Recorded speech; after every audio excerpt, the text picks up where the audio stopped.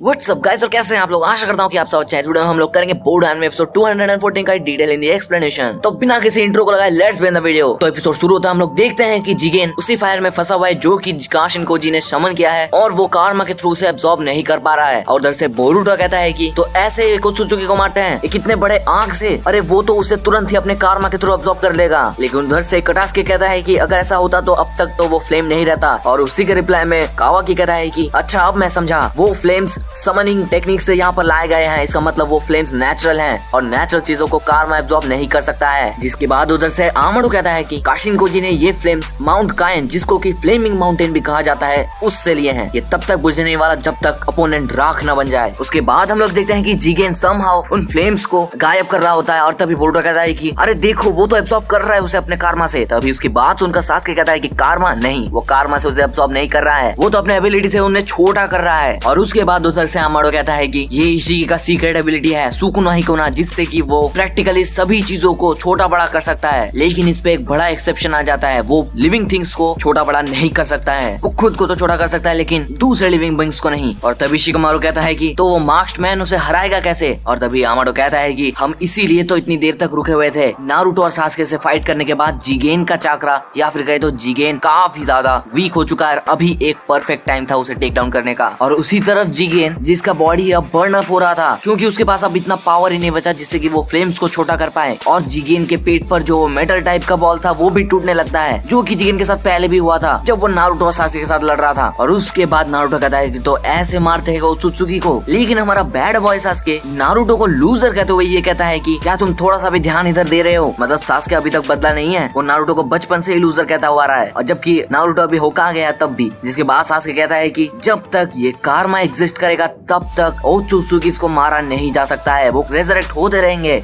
इशिगी ओत्सुत्सुकी के पास अभी 2 वेसल्स हैं, जिगेन और कावाकी, जिसमें कि वो 2 बार रेजरेक्ट हो सकता है। क्यों, मैं सही कह रहा हूँ ना आमाडो। और अब तुम हमें बताओगे कि कैसे ओत्सुत्सुकी उसको मारते हैं। जिसके बाद को आमाडो एग्री करते हुए ये कहता है कि हाँ सास्के तुम सही कह रहे हो। जिसके बाद सास्के कहता है कि आमाडो तुमने कहा था कि अगर इशिगी ओत्सुत्सुकी कावाकी के बॉडी पर रेजरेक्ट हो जाता है तो हम लोग उसे हरा नहीं पाएंगे और ये वर्ल्ड का एंड हो जाएगा। लेकिन ये जरा सा भी सेंस नहीं बनाता। अगर जिगेन अभी मर जाए इशिगी को लेकर तो कावाकी एकमात्र वेसल बच जाएगा। इसका मतलब उसके बाद इशिगी ओत्सुत्सुकी कावाकी के बॉडी पर डायरेक्टली रेजरेक्ट होगा। जिसको सुनकर सभी लोग काफी ज्यादा घबरा जाते हैं। और ये सब सुनकर कावाकी बहुत ज्यादा गुस्सा होकर इंटरोगेशन रूम के अंदर जाकर अपना हैंड एक्सटेंड करते हुए आमाडो को मारने जा ही रहा होता है कि सास्के अपने स्वॉर्ड से काफी डोप तरीके से उस एक्सटेंडेड हैंड को काट देता है। और कावाकी अपने प्रोस्थेटिक आर्म के पेन की वजह से वहीं पर गिर जाता है और नारुतो उसे वहां संभालने जाता है और बोरुटो भी वहां जाता है। जिसके बाद कावाकी आमाडो से पूछता है कि तुम प्लान क्या कर रहे हो। और उसी के रिप्लाई में आमाडो कहता है कि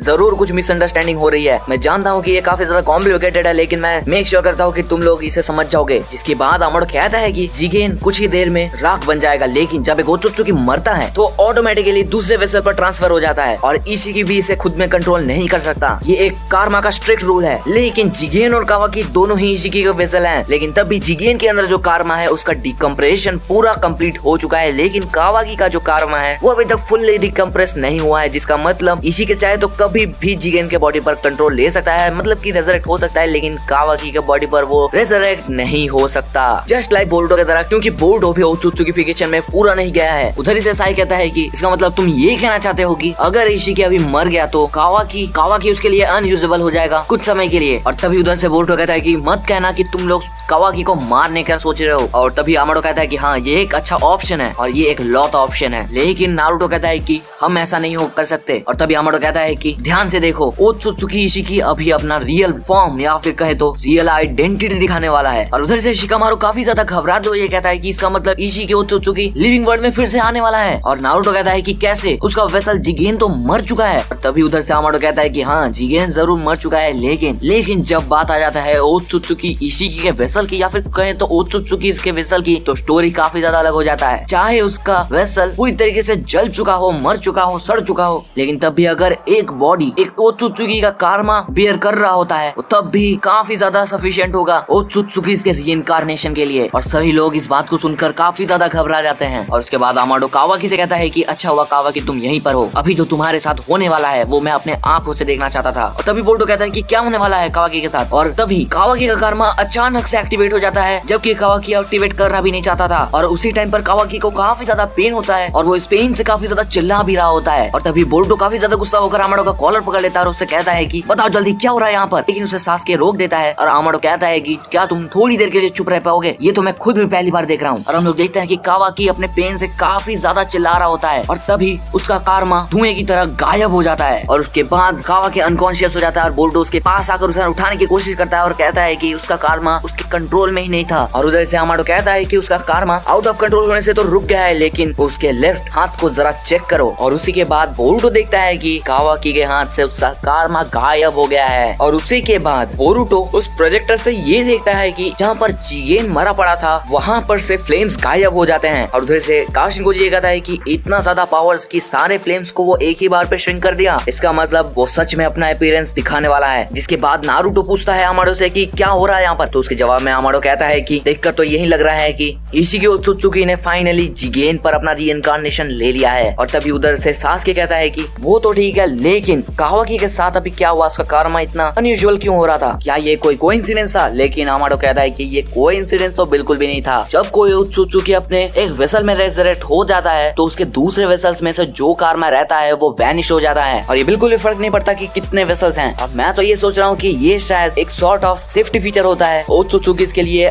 कि अगर वो लोग अनेक वेसल्स में रेजरेक्ट होते रहे तो सेम पर्सनालिटी के डुप्लीकेट्स बनते रहेंगे। लेकिन एक बात है कि इशिकी ओत्सुत्सुकी के पास अब कोई भी वेसल नहीं बचा है। और इसका मतलब क्या तुम लोग समझ रहे हो? हाँ, यही है वो मोमेंट जहाँ पर हम एक इमॉर्टल ओत्सुत्सुकी को मार सकते हैं। जिसके बाद आमाडो कहता है कि देखो उसका प्रेजेंस वो फाइनली अपने असली ट्रू फॉर्म में आ चुका है। और उधर ही से काशिनकोजी ये कहता है कि फाइनली हम मिले तो सही ओत्सुत्सुकी इशिकी। जिसके बाद हमें फाइनली एनीमे में इशिकी ओत्सुत्सुकी का पहला प्रेजेंस दिखाया जाता है, जिसको देखकर आई थिंक कि सभी बोरुटो फैंस काफी ज्यादा हाइप्ड अप हो गए हैं। और रेजरेक्ट होने के तुरंत बाद इशिकी ओत्सुत्सुकी अपने डोजुत्सु को एनिमे स्क्रीन्स में दिखाता है, मतलब कि वो येलो कलर का डोजुत्सु, जिसको कि शायद कई लोग धर्मा डोजुत्सु भी कह रहे हैं। और इसको हम लोग पहली बार एनिमे में देख रहे हैं। और इशिकी रेजरेक्ट होने के तुरंत बाद उसके पास जितने भी पिलर्स थे उनको सभी को श्रिंक करने में लग जाता है और उसी में वो स्टीम टोड भी पकड़ा जाता है और वो भी श्रिंक होकर वहीं पर खत्म हो जाता है। जिसके बाद और प्रोजेक्ट में से वीडियो बंद हो जाता है और आमाडो कहता है कि शायद उसने उस स्टीम टोड को देख लिया होगा। जिसके बाद नारुतो आमाडो से कहता है कि क्या काशिनकोजी सही रहेगा अभी। जिसके रिप्लाई में आमाडो कहता है कि काशिनकोजी का काम था इशिकी ओत्सुत्सुकी को जिगेन के बॉडी से निकालना और उसने अपना काम कर दिया है। और आमाडो ये भी कहता है कि इशिकी ओत्सुत्सुकी ऐसा बंदा है जिसे हराना कोई मामूली सा बात नहीं है। और तभी नारुतो कहता है कि मैं काफी ज्यादा कंसर्न फील कर रहा हूँ काशिनकोजी के लिए, पता नहीं क्यों। और तभी हमें काशिनकोजी और इशिकी ओत्सुत्सुकी का फाइट दिखाया जाता है, जहाँ पर कि इशिकी ओत्सुत्सुकी उसके पास खड़े जितने भी ऑब्जेक्ट्स हैं उनको सभी को श्रिंक कर रहा होता है। और तभी इशिकी काशिनकोजी के उस मांस को श्रिंक कर देता है और उसके बाद उसका मांस टूटकर नीचे गिर जाता है। तभी इशिकी कहता है कि सभी लोगों का एक प्रीडेस्टाइन्ड फेट होता है। जिसके बाद इशिकी कहता है कि और तभी इशिकी कहता है कि अच्छा तो ये काशिनकोजी लेजेंडरी सानिन जिराया का क्लोन है। और हम लोग देखते हैं सच में काशिनकोजी जो है बिल्कुल ही जिराया की तरह दिखता है। और यहाँ पर हमें पता चलता है कि आमाडो ने काशिनकोजी को जिराया के सेल्स से बनाया है। इसका मतलब तुम भी, इसका मतलब तुम यहाँ मरने वाले हो, ये भी तुम्हारी डेस्टिनी थी, तुम्हारे जीन्स की वजह से। और उसके बाद इशिकी काशिनकोजी की तरफ थोड़े बहुत कदम बढ़ाता है, लेकिन काशिनकोजी उसके तरफ फायर बॉल jutsu से अटैक कर देता है। लेकिन जब वो फायर बॉल jutsu इशिकी के बॉडी को टच करने जा ही रहे होते हैं कि वो सब गायब हो जाते हैं। इसका मतलब इशिकी ओत्सुत्सुकी उन सभी फायर बॉल्स को अपने डोजुत्सु से काफी इजीली स्ट्रिंग कर रहा होता है। जिसके बाद इशिकी ओत्सुत्सुकी को हराने के लिए काशिनकोजी जिराया के ट्रिक्स को इस्तेमाल करता है। काशिनकोजी जिराया की तरह ही अपने बालों को कंट्रोल करते हुए जिगेन को जकड़कर उसे पटकने की कोशिश करता है, लेकिन वो देखता है कि जिगेन तो उसी के कंधे पर बैठा हुआ रहता है स्ट्रिंग होकर। और इसी को देखकर काशिनकोजी तुरंत ही अपने बालों को स्पाइक्स में कन्वर्ट करते हुए काफी डेडली हमला करता है, लेकिन इशिकी उससे भी बच जाता है। और तभी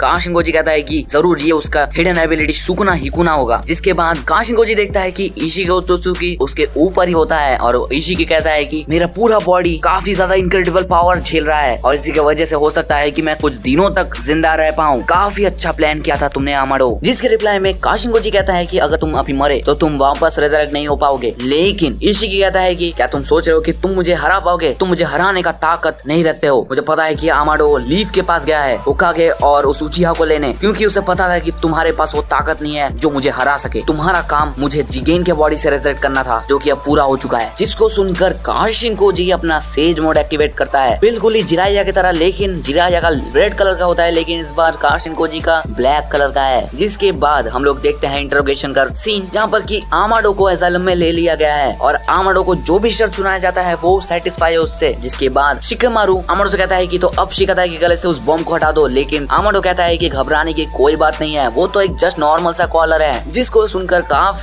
सुनकर सभी लोग काफी ज्यादा हैरान हो जाते हैं और वो आमाडो का कॉलर पकड़ लेता है, उससे कहता है कि तो ये सब किस लिए। और आमाडो कहता है कि अगर मैं ऐसा नहीं करता तो तुम मुझे एसाइलम में कभी नहीं रहते।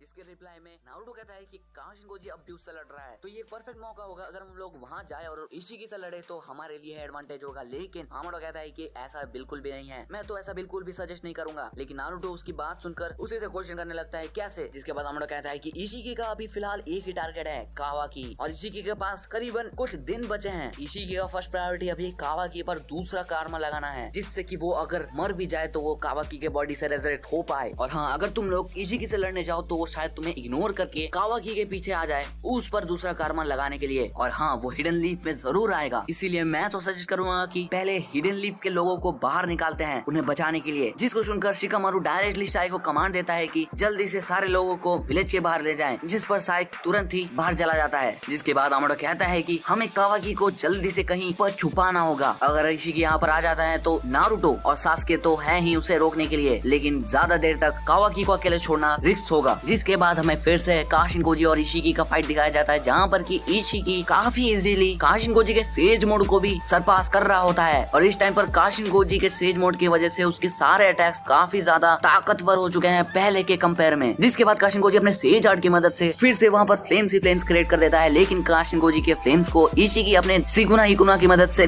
काफी इजीली श्रिंक कर देता है। जिसके बाद इशिकी देखता है कि काशिनकोजी उसके ऊपर से हमला कर रहा है एक सुपर मैसिव रासेंगान से, लेकिन इशिकी अपने सीक्रेट डोजुत्सु के एबिलिटी से, मतलब कि दाइकोकुतेन से काशिनकोजी का एक हैंड जमीन में दबा देता है। और उसके बाद इशिकी कहता है कि पहले तो ये नॉर्मल से स्टोन पिलर्स थे, लेकिन अब ये तुम्हारी मौत का कफन बनेगा। और यहीं पर बोर्ड एनिमेशन 214 खत्म हो जाता है। आई होप तुम लोगों को ये पूरा एक्सप्लेनेशन अच्छा लगा होगा। अगर थोड़ा सा भी अच्छा लगा तो वीडियो को जरूर से लाइक कर देना, चैनल को सब्सक्राइब करना क्योंकि 400 के बहुत क्लोज हैं। तो मिलते हैं नेक्स्ट वीडियो में, पीस आउट।